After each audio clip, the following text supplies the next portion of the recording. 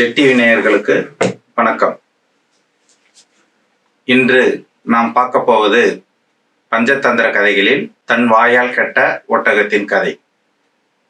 இந்த கதையை சஞ்சீவகன் அந்த காளை மாடுக்கு யார் சொல்றதுன்னு பார்த்தீங்கன்னா தமணகன் அப்படின்ற அந்த வஞ்சக எண்ணம் படைத்த குள்ளநெறி சொல்றது கதை. இந்த கதை எப்படி அமையுன்னு பார்த்தீங்கன்னா, நம்ம ஊர்ல போதும் சொல்லுவோம். என்ன சொல்லுவோம்னு பார்த்தீங்கன்னா, சாக்கெட்டு பேசுறதுன்னு சொல்லுவோம். சாக்கெட்டு பேசுறதுன்னா யார் கூடயாவது ஒரு சண்டையா இருக்கும். அவங்க சண்டைக்காரன் ஒருத்தவங்க போவாங்க. அப்ப தெருவில் ஒரு நாய் போகும்போது என்ன சொல்லுவாங்க, நாயை என்னைக்கா இருந்தாலும் ஒன்று நான் கல்லால் அடிக்கிறேன் பாரு அப்படின்னு சொல்லி கல்லால் அடிச்சு காலை உடைக்கிறேன் பாருன்னுவாங்க. யாரு இதை நாயை சொல்றாங்களா போறவன சொல்றாங்களா அப்படின்லாம் நம்ம புரிஞ்சிக்க முடியாது. அந்த மாதிரி ஒரு பேசுவாங்க. இதே மாதிரி நம்ம தமணகன் இந்த ஒட்டகத்தை வச்சு ஒரு கதை சொல்லுது. யாரை குழப்பணும்னா சஞ்சீவனை குழப்பணும் அப்படின்றதுக்காக. ஒரு காட்டுல இவர் யாரு சஞ்சீவன் மாதிரியே பாதிக்கப்பட்ட ஒரு ஒட்டகம் தனிமையா விடப்படுது. அந்த தனிமையா விடப்பட்ட ஒட்டகம் அந்த காட்டுல தங்கி இருக்கும்போது என்ன நடக்குது, அதை காட்டில் இருக்கக்கூடிய மூலிகை வாசங்கள், அந்த காட்டில் இருக்கக்கூடிய சத்து மிகுந்த நீர், அந்த இயற்கையான தண்ணி இதெல்லாம் குடிக்குது. அங்க இருக்கிற தரைகள்லாம் சாப்பிட்டு அந்த ஒட்டகம் வலிமையாயிடுது. நல்ல வலிமையாயிடுது. நல்ல வலிமையான ஒட்டகத்தை பார்த்துட்டு எல்லா விலங்குகளும் பார்த்துட்டு, இது என்ன ஒரு விலங்கு, கோணலும் மாணலுமா இருக்கு, ஆனா நல்ல உயரமா இருக்கு, நல்ல உயரம், இவ்வளவு உயரமான விலங்கு நம்ம பார்த்தது இல்லையே அப்படின்னு சொல்லிட்டு அந்த காட்டுல இருக்கக்கூடிய அரசர்கிட்ட போய் சொல்றாங்க. அந்த அரசர் அந்த ஒட்டகத்தை கூட்டு வர சொல்றாரு. அந்த ஒட்டகத்தை அழைச்சிட்டு வந்ததுக்கு அப்புறம் அந்த ஒட்டகம் தன்னுடைய பரிதாபமான நிலைமையை எடுத்து சொல்லுது. மன்னரே, நான் சாக பழக்க கிடந்தேன். இந்த காட்டுல இருக்கக்கூடிய மூலிகை வாசம் தான் என்னை காப்பாத்துச்சு. இந்த காட்டுல இருக்கக்கூடிய சத்தான தண்ணி தான் என்னை காப்பாத்துச்சு அப்படின்னு சொல்லுது. இந்த கதையை கேட்க கேட்க சஞ்சீவகனுக்கு பாருங்க என்ன ஆகுது பாருங்க. என்னடா இது நம்ம கதை மாதிரியே இருக்கு, நாம இப்படித்தானே இருந்தோம், நம்மள இப்படித்தானே ராஜா கிட்ட போனோம் அப்படின்னு சொல்லிட்டு சஞ்சீவகன் யோசிக்குது. சஞ்சீவகன் இப்படி யோசிக்கணும் அப்படின்ற ஒரு காரணத்துக்காகவே தமணகன் கதை கட்டுறார். கதை அப்படியே அதே கதையும் வரணும், கொஞ்சம் டெவலப் பண்ணி சொல்லுவார். அடுத்து என்ன சொல்றாருன்னா, இந்த ஒட்டகத்துக்கு இந்த காட்டுல அனுமதி கிடைச்சிடுது. இந்த காட்டுல நீ சுதந்திரமா இருக்கலாம் அப்படின்னு சொல்லிட்டு சிங்கராஜாவோட அனுமதி கிடைச்சதுனால அந்த காட்டுல அந்த ஒட்டகம் சுதந்திரமா சுத்த ஆரம்பிக்குது. நல்லா சாப்பிட்டு நல்லா பெருத்து வளர்ந்துருச்சு. பெருத்து வளர்ந்த இந்த சூழ்நிலையில எல்லாருக்குமே ஒரு ஆசை வந்துடுச்சு. சரி, காட்டுல கிடைத்த பல விலங்குகளை நாம சாப்பிட்டுருக்கிறோமே, இந்த ஒட்டகத்தை சாப்பிட்டா என்ன அப்படின்னு சொல்லிட்டு எல்லா விலங்கும் நினைக்க ஆரம்பிச்சது. நினைச்சிட்டு சிங்கராஜா கிட்ட போயிட்டு, இது எப்படிடா சொல்றது, சிங்கராஜா நண்பரா இருக்கிறாரு ஒட்டகத்துக்கு, இவர்கிட்ட சொல்ல முடியுமா அப்படின்னு யோசனையில இருக்கிறாங்க. இந்த யோசனையில இருந்துகிட்டே இருக்கும்போது ஒரு நாள் சிங்கராஜா யானை வேட்டைக்கு போறாரு. யானை வேட்டைக்கு போற சிங்கராஜாவை யானை தாக்கிடுது. யானை தாக்கினதுனால சிங்கராஜாவுக்கு உடல் கொஞ்சம் நலிவுற்று போச்சு. இப்ப அவரால் கொஞ்ச நாள் ஓய்வுல இருக்கணும். ஓய்வுல இருந்துட்டு தான் என்ன பண்ண முடியும், சிங்கராஜா போயிட்டு வேட்டைக்கு போக முடியும். இப்போ ஓய்வுல இருக்கும்போது சிங்கராஜாவுக்கு சாப்பாடு வேணும் இல்லையா. இப்ப சாப்பாடு வேணும்னு சொல்லிட்டு எல்லாரும் யோசிக்கிறாங்க, எப்படி சிங்கராஜாவுக்கு நம்ம உணவு கொடுக்கறது. அதுவும் சிங்கராஜா என்ன சாப்பிடுவாரு, கறி தானே சாப்பிடுவாரு. அப்படின்னும் போது இப்ப மற்ற விலங்குலாம் இப்ப ராஜா கூட இருந்து அவர் கொடுத்த கறியை சாப்பிட்டதுனால எல்லா விலங்கும் இப்ப சோம்பேறித்தனமா இருக்கிறாங்க. நாம போய் வேட்டையாடணுமா அப்படின்னு சொல்லிட்டு, இந்த ஒட்டகம் தானே புதுசா வந்தது, அதை ஏன் நாம சாப்பிடக்கூடாது அப்படின்ட்டு இந்த சிங்கத்துக்கிட்ட போயிட்டு ஒரு நரி ஒண்ணு சொல்லுது.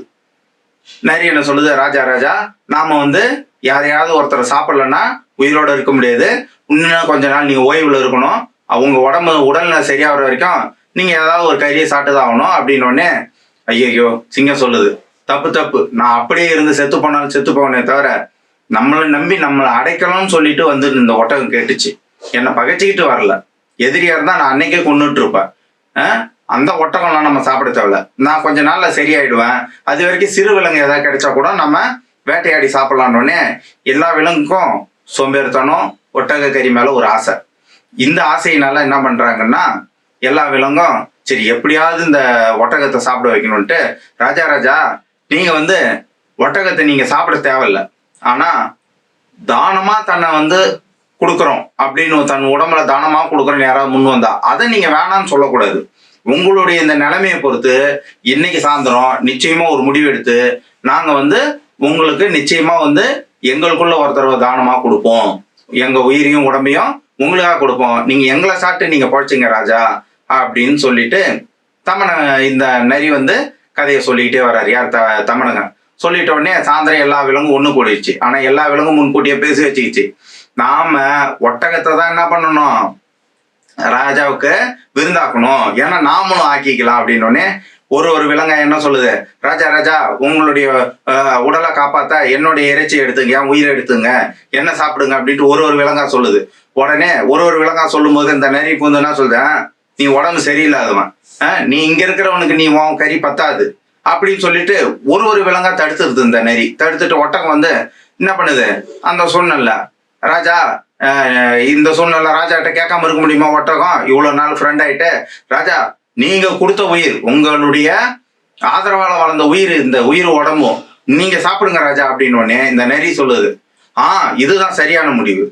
ஏன்னா ஒட்டக கறிய நாமளும் சாப்பிட்டுக்கலாம், ராஜாவுக்கும் கொடுத்துடலாம், இப்ப சில நாட்களுக்கு நமக்கு உணவு பிரச்சனை இருக்காதுன்னு சொல்லிட்டு இந்த நரி ஒத்துக்கிட்ட உடனே ராஜா ஒட்டகம் தன் வந்து தானமா தன் உடம்பு கொடுக்குது, உங்களுக்காக எல்லாருமே நாங்க கொடுக்க தயாரா இருந்தோம், நீங்க என்ன ராஜா சொல்றீங்கன்னு சரின்னு சொல்லிட்டு ராஜா அன்னைக்கு ஒட்டகத்தை அடிச்சு சாப்பிட்டுறாரு.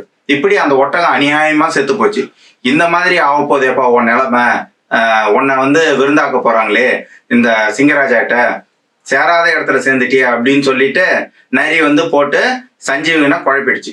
சஞ்சீவனை குழப்பின உடனே சஞ்சீவனுக்கு இப்ப என்ன வந்தது, ஐயோ நம்ம இப்படி ஆயிடுச்சடா நம்ம நிலைமனோடனே, இதுக்கு ஒரு முடிவு கட்டி ஆகணும், நான் சண்டைக்கு ரெடி, ஒரு மண்புழு கூட நீங்க போய் சீண்டனீங்கன்னா உங்களை எதிர்த்துக்கிட்டு வரும், அந்த அளவுக்கு ஒரு உயிருக்கு உணர்வு இருக்கு. மலைப்பாம்பு மட்டும்தான் வந்து சண்டைக்கு வரும்னு நினைக்காதீங்க, நானும் தாவர உணவு சாப்பிட்றவனா இருந்தாலும் என்னை காப்பாத்திக்க நான் சண்டை செய்ய ரெடி அப்படின்னு நிறைய யோசிக்கும். ஐயோ என்னடா நம்ம ஓவரா டென்ஷன் ஆக்கிட்டோமோ, ரொம்ப அதிகமா தான் பேசிட்டோம் போல இருக்கு, சிங்கராஜா கிட்ட வந்து பிரிக்கணும், அவ்வளவுதான் நமக்கு வேலை. தெரியாதனமா இந்த கொம்பு, இவ்வளவு பெரிய கொம்பு வச்சிருக்கிற காலமாட்டு கொம்பு நம்ம ராஜா மேல பட்டுச்சுன்னா ராஜா என்ன ஆவாரு, இதை எப்படியா தடுக்கணும், இவ்வளோலாம் போகக்கூடாது, இவங்க பிரியணும், அவ்வளவுதான், ஒருத்தர் பிரியணும் அப்படின்னு சொன்னோடனே நம்ம ஓவரா பேசிட்டோமே அப்படின்னு சொல்லிட்டு இந்த நரி யோசிச்சுட்டு இருக்கு. இந்த நரி யோசிச்சுட்டு இருக்கும்போது பாத்தீங்கன்னா இப்போ ஒரு புதுசா கதை சொல்லுது. என்னன்னா, சஞ்சீவிகா நீ ரொம்பலாம் அவசரப்பட்டு வந்து எந்த முடிவும் எடுக்காத, அவசரப்பட்டு முடிவு எடுத்த கடல் வந்து நீர்க்குருவிக்கிட்ட அவமானப்பட்ட கதை தெரியுமா உனக்கு, அந்த மாதிரி ஆயிடும். அதனால நீ ரொம்ப அதிகமா அவசரப்படாத, ஆசைப்படாத, வெயிட் பண்ணு, கொஞ்சம் நிதானிச்சு முடிவு எடுப்போம் அப்படின்னு. இப்ப சஞ்சீவன் என்ன பண்ணுது, சரி அது என்னது, அது இந்த நீர்க்குருவிகளாம் இந்த கடலை அவமானப்படுத்திய கதை, அது நீ எனக்கு சொல்லலாம் அப்படின்னு கேக்குது. இப்ப நீர்க்குருவி கடலிடம் கடலை அவமானப்படுத்திய கதை. இப்ப இந்த கதையை நாம அடுத்த பாகத்தில் நாம் பார்ப்போம். அதுவரை உங்களிடம் இருந்து விடைபெறுவது உங்கள் மணி. நன்றி, வணக்கம்.